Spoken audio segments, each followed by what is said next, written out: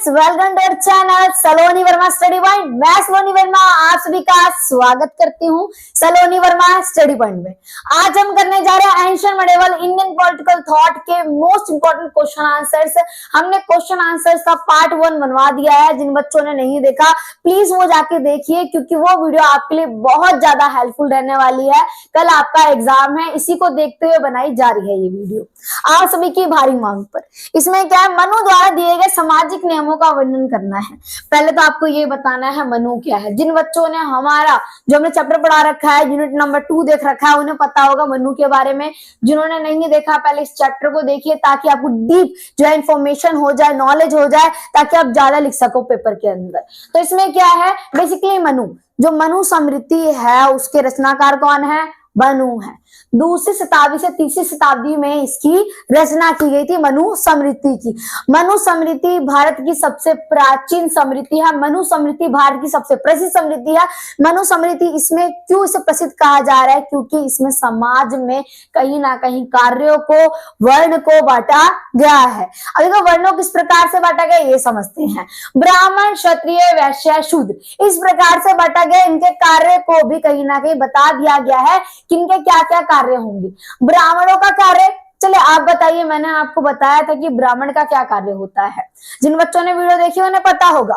Ma'am ब्राह्मण का कार्य दान देना होता है और ब्राह्मण का कार्य यज्ञ करना करवाना होता है, वेदों को पढ़ना पढ़वाना होता है। बिल्कुल सही कह रहे हैं आप। इसके बाद क्या है, क्षत्रिय। मैम हमें याद आ रहा है क्षत्रिय का मतलब क्या होता है, शासक। बहुत बढ़िया, आपको तो सब आता है इसका मतलब। यानी क्या है इनका मतलब, शासक होना। शासक क्या करते हैं, युद्ध करते हैं। युद्ध के साथ क्या करवा सकते हैं, वो यज्ञ करवा सकते हैं, ब्राह्मणों को दान दे सकते हैं, वेदों की शिक्षा ले सकते हैं। इनका यही कार्य हो गया। इसके अलावा कौन आते हैं, वैश्य। बेसिकली वैश्यों का कार्य वाणिज्य से संबंधित होता है। वाणिज्यों का मतलब जिन्हें नहीं पता घबराइए मत, मैं आपके पास हूं। इसका मतलब खेती करना, कृषि करना। अब मैं क्या, वाणिज्य का काम करने वाले लोग। अब ये यज्ञ भी करवा सकते हैं और दान भी ब्राह्मणों को दे सकते हैं। इसके बाद कौन आते हैं, शूद्र। अब शूद्र देखिए बेसिकली क्या है, इनकी उत्पत्ति भी माना जाता है कि जो ब्रह्मा जी के पैरों से हुई है। तो इनका कार्य क्या है, ब्राह्मण जो है, ब्राह्मण, क्षत्रिय, वैश्य, शूद्र, इन तीनों ही वर्णों की सेवा करना इन्हें सौंप दिया गया है शूद्रों को। शूद्रों को जो है कहीं ना कहीं ये माना जाता है कि मंदिर में प्रवेश करना वर्जित माना जाता है, क्योंकि इनका मानना है जो अपर क्लास के लोग हैं, यानी ब्राह्मण है, राजा है, वैश्य है, अगर ये जाएंगे तो कहीं ना कहीं उनकी जाति भंग हो जाएगी। जरा मुझे बताइए, उनसे काम भी करवाया जा रहा है और उनके बारे में ये सोचा जा रहा है कि मंदिर में प्रवेश को वर्जित कर दिया गया है।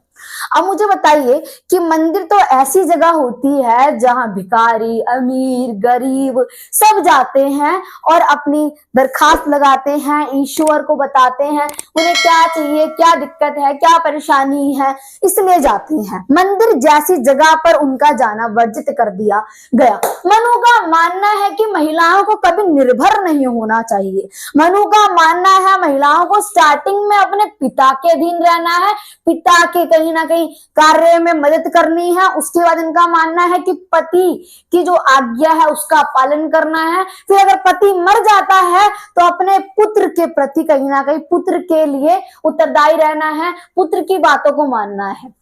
इनका मानना है कि महिलाओं को जिंदगी में कभी भी निर्भर नहीं रहना चाहिए। अब देखिए इनका ये मानना है, इसलिए इनकी काफी ज्यादा आलोचना भी की जाती है।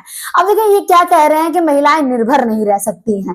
अगर कोई महिला इसका उल्लंघन करती है, अपने पिता की आज्ञा का, पति की आज्ञा का, बच्चों की आज्ञा का, तो वो बहुत ही गलत कार्य कर रही है। इनका ये मानना है। किनका मानना है, मनु का मानना है। सामाजिक नियमों के अनुसार ये माना जाता है कि महिलाएं स्वतंत्र नहीं हो सकती, महिलाएं अपने आप निर्णय नहीं कर सकती, महिलाएं समाज में अपनी जिंदगी अपने अनुसार जीवित जी नहीं सकती हैं।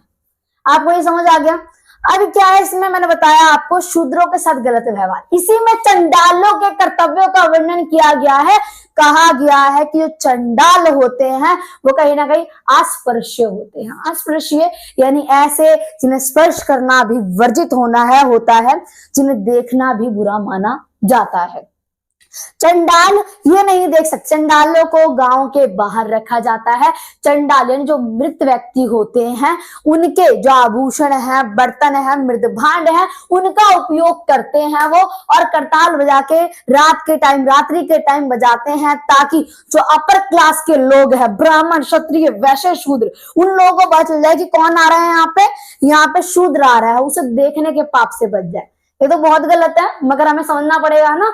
अब देखिए आपको क्यों बताया जा रहा है, एंशिएंट टाइम की चीजों को समझ सके और उसके बाद समझ सके प्रेजेंट में कितना सुधार हो चुका है। इसके बाद क्या है, अब देखिए इसका क्या है, चंडाल, चंडालों का कार्य ये है, और कोई जानवर मर जाता है तो उसका अंतिम संस्कार कौन करेंगे, चंडाल करेंगे।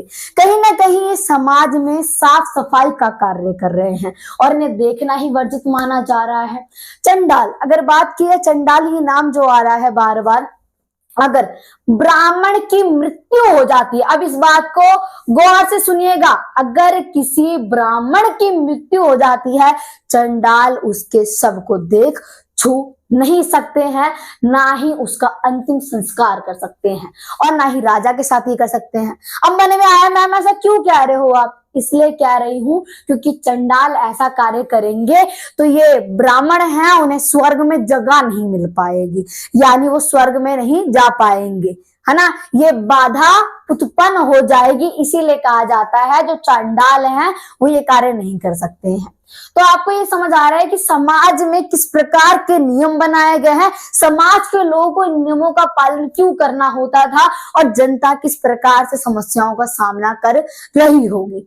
यह बोला गया है मनुस्मृति के अंतर्गत कि जो राजा है, राजा के कार्य में उल्लंघन उत्पन्न नहीं कर सकती, कौन नहीं कर सकती है, प्रजा, और राजा के खिलाफ कोई शब्द भी नहीं बोल सकती है। ये मनुस्मृति में वर्णन किया गया है, जो कि मनु के द्वारा रचित है, मनुस्मृति। तो हम समझेंगे भारतीय ज्ञान के विकास की विशेषताओं के स्रोतों की चर्चा करेंगे। या आप देखो बेसिकली आप पहले ये समझिए कि भारतीय भी क्या है, भारतीय ज्ञान के बारे में बताएंगे, स्रोतों के बारे में। तो भारत का राजनीति जो है वो बहुत ही प्रसिद्ध, भारत की राजनीति बहुत ही ज्यादा प्रसिद्ध है। अगर स्रोतों की बात की जाए, एक देशी स्रोत, दूसरा विदेशी स्रोत आता है। अब देशी स्रोत यानी भारतीय स्रोत जो कि भारत में ही लिखे गए हैं, भारत के लोगों के द्वारा ही लिखे गए हैं। अगर बात की जाए वेद की, तो अपने वेद में 4 वेद है।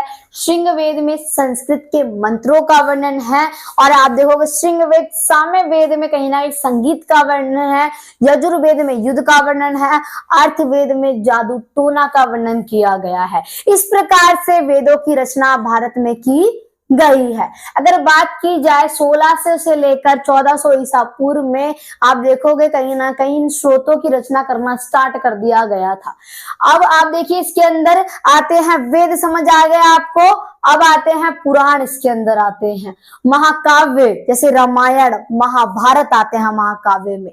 पुराण में विष्णु पुराण, अग्नि पुराण, ये सारी चीजें आती हैं इसके अंदर। अब इसके बाद आप देखोगे कि बौद्ध ग्रंथ, जैन ग्रंथ का वर्णन किया गया है। बौद्ध ग्रंथ, जैन ग्रंथ का वर्णन क्यों किया जाता है? बौद्ध धर्म का प्रसार तब होता है जब हिंदू धर्म में क्रूरतियां बढ़ने लग जाती हैं और जो गरीब लोग हैं उनका हिंदू धर्म में रहना दुर्भर हो जाता है, क्योंकि इसमें व्यर्थ के कहीं ना कहीं क्या है, पशु बलि होती थी, और पशु बलि वही दे पाते थे जो थोड़े अमीर होते थे। गरीब इंसान के लिए करना जो है सही नहीं था, वो कर नहीं पाते थे।